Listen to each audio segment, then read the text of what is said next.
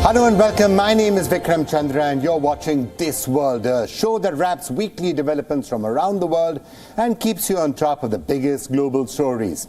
This week, the world's biggest headline is once again from Ukraine, where a dam has collapsed. It's no ordinary dam, but the country's fifth largest. Several people have already lost their lives. Thousands others are at risk. And also at risk of being affected by the collapse is you. Yes, you heard that right. Irrespective of where you are watching us from, this dam collapse stands to affect you. It has also set in motion what could eventually lead to potential nuclear disaster. More about all of this is coming up in just in a minute, but also on the program, a Syrian asylum-seeker stabs 4 toddlers at a park in the French town of Annecy. Also, in parts of the United States, the air quality going from bad to worse, courtesy wildfires in Canada. We're going to bring you some of the horrifying pictures and images that we've been seeing on the east coast of America.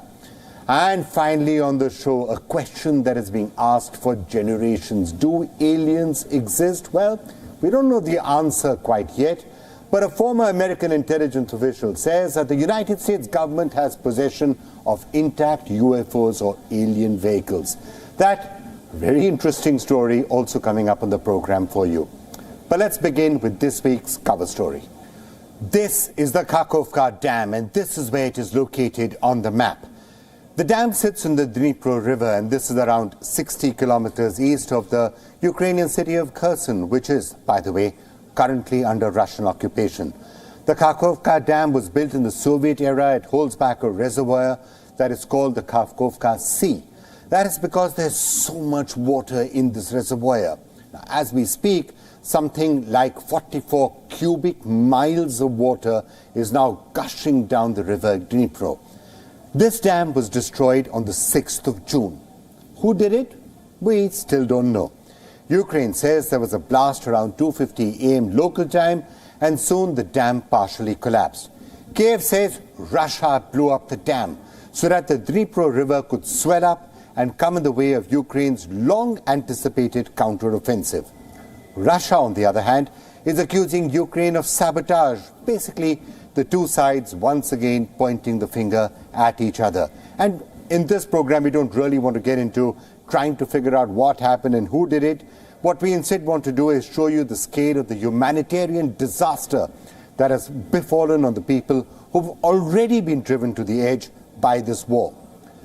The water from the dam has overrun dozens of towns and villages along the Dnipro River. Some of these towns are under Russian occupation already. Some are still with Ukraine. But this disaster has not spared either. Kherson, the biggest city on the path of the river, this is what it looked like before the dam collapsed, and this is what it looks like now.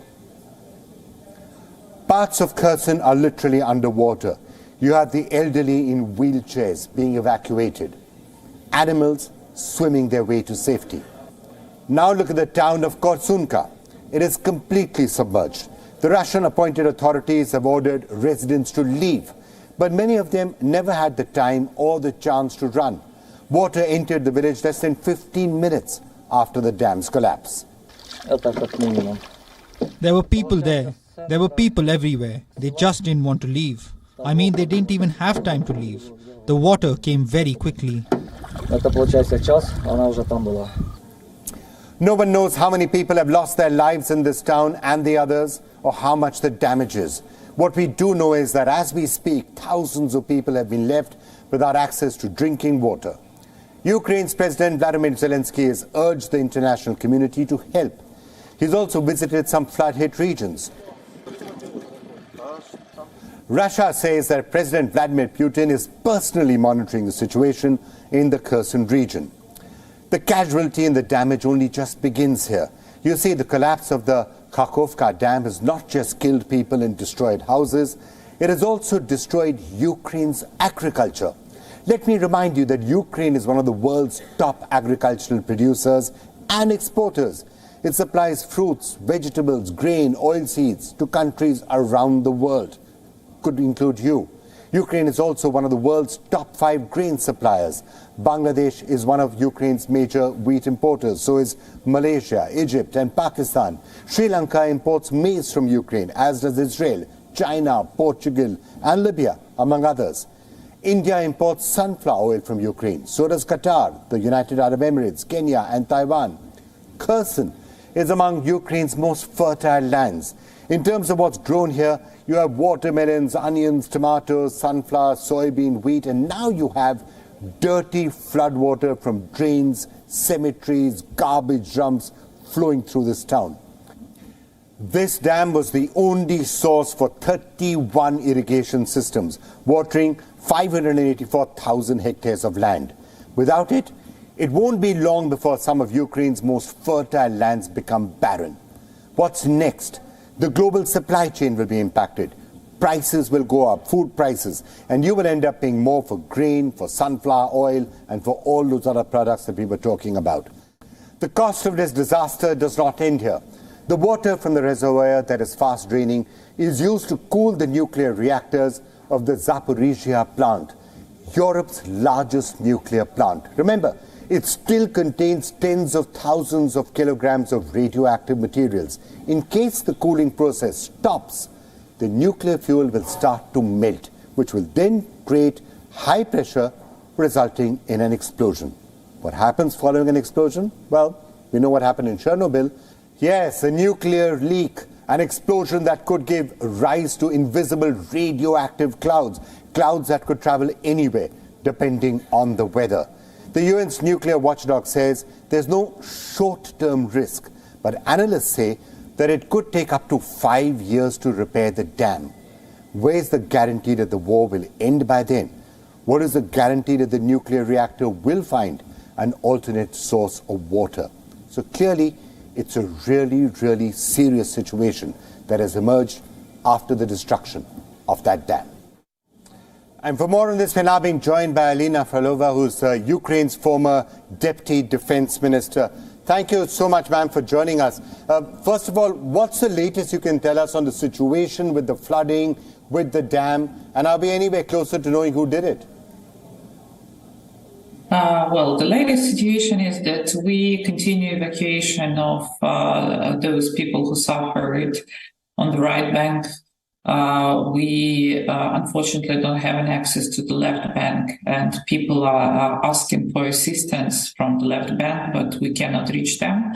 And Russians do not provide the possibility to be evacuated. And as for who did it, obviously this is not Ukrainians, because for us, this is like a huge losses of the animals, of the plants, this is like a huge threat on diseases.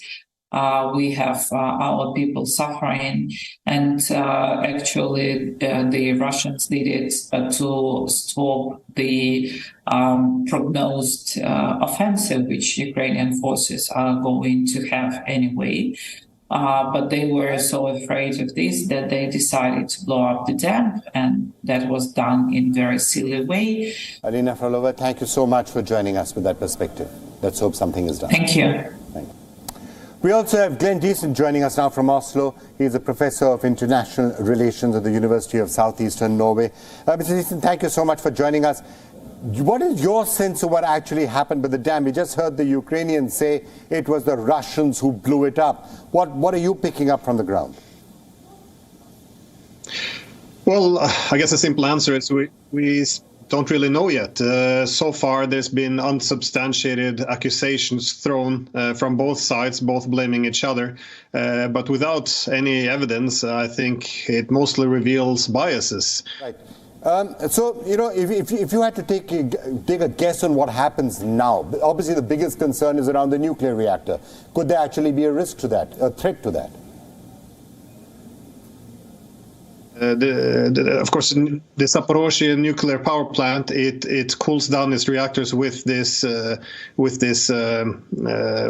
water, which is held back by the dam. So this could create a problem. In terms of what happens next, I think that this will mainly be war in the information space because both sides are trying to convince the international community that it was the other side. I think that the media, to be honest, have been quite dishonest about this. Lacking from the narrative is the fact that the Washington Post actually reported last year that Ukrainian Major General Andrei Kovalchuk, the officer who oversees the preparation for Ukraine's counteroffensive, he confirmed actually that Ukraine had attacked the floodgates at this dam with American HIMARS missiles. And why? Well, he gave the explicit purpose. It was to flood the river to prevent Russian crossings. All right, the media wars that are playing out around this, and not very clear as to what the actual facts on the ground are, and sometimes it may not be clear for a period of time. Thank you so much for joining us with that particular viewpoint on what might actually be happening here. Thank you so much for joining us. Moving on to our next big story. Earlier this week, 4 toddlers were attacked in a French town called Annecy.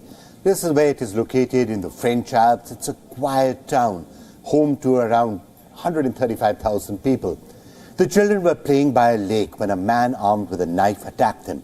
This happened in broad daylight around 9:45 in the morning.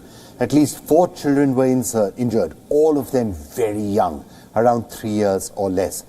Who would stab a small child like that? At least one child was in a stroller. Why would someone attack children? The attacker is a 31-year-old Syrian asylum-seeker. He's had refugee status in Sweden for 10 years and now apparently wants refuge in France. The police did manage to overpower and arrest him, but by then he'd already hurt those innocent people. Former Liverpool player Anthony Letalek was one of the eyewitnesses. He was running on the lakeshore when he heard people screaming, "Run, run." The footballer says that at one point the attacker was also coming for him. Et je vois tout d'un coup, je vois des dizaines de personnes qui courent. All of a sudden, a lady says, "Run, run, there is a guy who is stabbing everyone," all along the lake. He stabs some children, "Run, run," and I'm a bit surprised and I keep going and I see the guy who indeed is coming in front of me. He's on the grass. The cops are right behind, about 5 or 10 meters behind him. And who can't catch up with him? So I move out of the way a little, and I see him going straight towards men and women, and he attacks. He attacks the old guy. He stabs him once. The cops are behind him. The cops are behind him, but they can't catch up with him. Et là, il attaque le papy. The footballer claims the cops were delayed in responding to the attack. The French President Emmanuel Macron has called the attack an act of absolute cowardice. The French Parliament was actually in session during this attack, and the President of the National Assembly informed the Parliament and the lawmakers observed a minute of silence to mark the incident. Je souhaitais faire une intervention à la fin de la discussion générale. I wanted to intervene at the end of the general debate. There was an attack and there are several people wounded. We don't know how much more. We don't have many more pieces of information. There are very young children who are in a state of emergency. I invite you to respect 1 minute silence for them. Il y a de très jeunes enfants en bas âge qui sont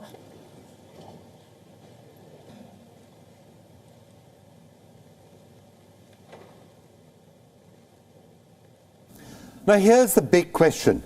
Will this week's attack change France's approach towards refugees and asylum seekers? You see, this isn't the first time that a refugee is making headlines for the wrong reasons. In 2020, a Chechen refugee beheaded a teacher near his school in Paris. This too happened in broad daylight.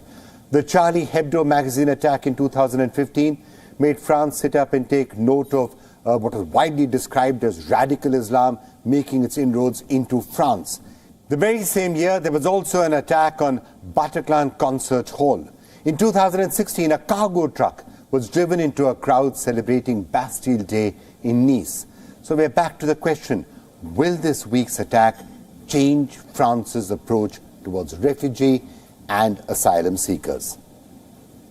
And joining me to discuss this is Anne-Elisabeth Moutet, columnist of the London Telegraph. She's actually in the south of France. And thank you so much for joining us. This absolutely horrific and horrendous attack by this asylum seeker on little children. What sort of an impact do you think it's going to have on France, on the entire question? It's a very contentious question of refugees and asylum seekers and how they should be treated. It is indeed, it's quite terrifying. It's also very atypical. It never happened in a sort of small resort before. It did happen in Nice a few Bastille days past, but that's a large city with problematic areas. But what we know of this man is that he's a Christian. He's a Syrian. He was admitted to asylum in Sweden. He was perfectly legal by any process that's now being sort of reshaped in Brussels. He would still have been admitted. Syria is one of the countries that are at war and people, especially Christians, flee it.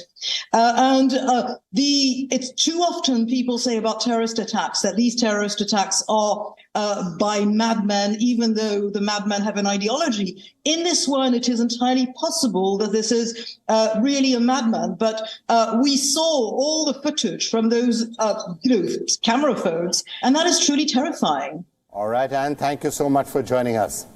Thank you. Thank you. Lovely talking to you. Our third story will tell itself. It is written in photos and videos from the United States, like this one. This is what New York looked like earlier this week. The Manhattan skyline had disappeared, and the Statue of Liberty could hardly be seen. And this was Brooklyn and the Bronx. The orange tint that you see isn't an Instagram filter, it is the unfiltered air of New York, which has been polluted by smoke from hundreds of wildfires burning in Canada. These ones. Around 3.8 million hectares of land has been charred across 13 provinces. Last we checked, over 500 firefighters were battling blazes. Nearly 12,000 people have been evacuated from parts of Canada.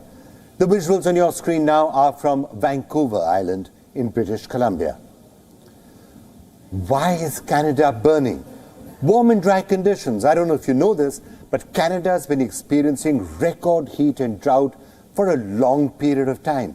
Here's something else you must know. Wildfires are common in Canada's western provinces.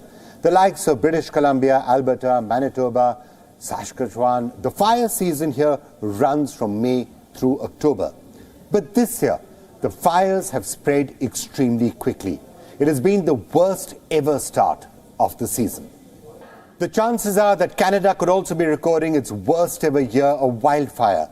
On the line of this fire are critical infrastructure, human lives, Canada's economy, and of course air quality. Earlier this week, Toronto found itself blanketed in heavy smog. And before you knew it, the smog had crossed the border and taken over eastern American cities. The likes of New York, Washington, D.C., Boston, Philadelphia, Baltimore, Hartford, Providence, Vermont, you name it, all of those areas faced those conditions. Earlier this week, flights were cancelled. So were many theatre productions, baseball games, you name it. Governor Kathy Hochul described the situation as an emergency. In D.C., the White House looked pink, and not in a nice way. Some people in the Big Apple were asking how they were coping with the smog. Here's what they said. I feel very bad. At times I can't breathe. My children had a great trip planned today, and it's further upstate, closer to Canada, and so they got canceled, so they have to stay inside. We had a big debate before the kids went to school about should we be wearing masks today. I wear the mask because I hear about the smoke is coming from Canada, and they say it's very dangerous. Well, let me let you into an irony. For those of us who have the misfortune of living in Delhi, in the National Capital Region, you do look at all of those pictures, you feel a sense of sympathy, but you also do feel that all of those conditions that you're seeing, that medical emergency that you're seeing out there in America on the eastern seaboard, well, it sometimes feels like an average winter day in this part of the world, in Delhi, in the National Capital Region. We know what happens with stubble burning, we know what happens in the winter, and we can sympathize and we can empathize. And by the way, that's a comparison that many experts have also been making. The air levels we see today are like background levels in Delhi and Mumbai and Jakarta. Now, I don't think Americans want to hear that necessarily. And let's now talk about UFOs, unidentified flying objects, unidentified aerial vehicles. Yeah, all that stuff with those hundreds of movies and TV shows that you've seen, from Close Encounters of the Third Kind to X-Files. You know what I'm talking about. I don't know if you've ever seen a UFO, but perhaps you do believe in the accounts of those who claim to have spotted UFOs. Airline pilots, they've often said that they've seen UFOs. Many claim to have had numerous encounters with alien vehicles in the skies. Fighter pilots too say that they have seen UFOs. As early as 1980, people say that they saw lights beaming from UK's Rendlesham forest. They asked each other whether there was a strong possibility that a UFO had actually landed in the forest. What does a UFO look like? Well, perhaps you've been imagining it something like this: a flying disc, a flying saucer. Now, what if someone told you that the White House already knows what a UFO looks like, and that's because they have managed to capture numerous UFOs that were not made by humans? In short, the White House has managed to get hold on alien vehicles. Now, I'm not saying this, although hundreds of conspiracy theorists have said this in the past, but this time, a former US combat officer is saying this. His name is David Charles Grush. That's him. He's worked for the NGA, or the National Geospatial Intelligence Agency, the NRO, the National Reconnaissance Office. He's had a 14-year-long career in the US intelligence. And now he claims, as a whistleblower, that the US government has possession of intact and partially intact alien vehicles, and that it has been collecting non-human craft for decades. What's more, the former American intel officer says the government is withholding information from the Congress on also information, obviously, from the public. All of this is information regarding UFOs. There's more. This American officer says his country not only has alien craft, but also their dead pilots, aliens, in other words. Believe it or not, Grush says, as fantastical as that sounds, it's true. Now, these are huge claims. And it's not surprising that they've managed to make headlines around the world and create quite a buzz on social media. The popular question being asked is, should you believe Grush? Is he credible? Now, there's no doubt that the man's career speaks for itself. But what about his claims? Many say that he needs to provide evidence to back them up, and so far he hasn't really provided anything. But what Grush has managed to do is feed into the conspiracy theory of America harboring aliens or being in possession of highly sensitive information on extraterrestrial beings. Now, of course, conspiracy theories around UFOs are nothing new. As I said, they've been around for decades altogether. Theories around Area 51, the popular name for one of America's most famous top-secret Air Force bases. Then conspiracy theories around Bob Lazar, somebody who says he was working in an area close to Area 51, reverse engineering alien technology, and many, many others. Now, all of those cases, all of those stories about aliens and UFOs and alien abduction, was there any proof? Did any of them have any proof? No, they didn't, just as Grush doesn't. But that has not stopped the House of Representatives from planning a hearing on this ex-intelligence official's explosive UFO claims. What is going to happen? What's going to be coming out of all of this? I assure you, and I promise you, we're going to be telling you all about it right here on This World. And that's it for this week. We're going to see you again with some of the biggest headlines from around the world and some of the biggest newsmakers. All of that will be coming up again for you on This World. Thanks for watching. Bye for now.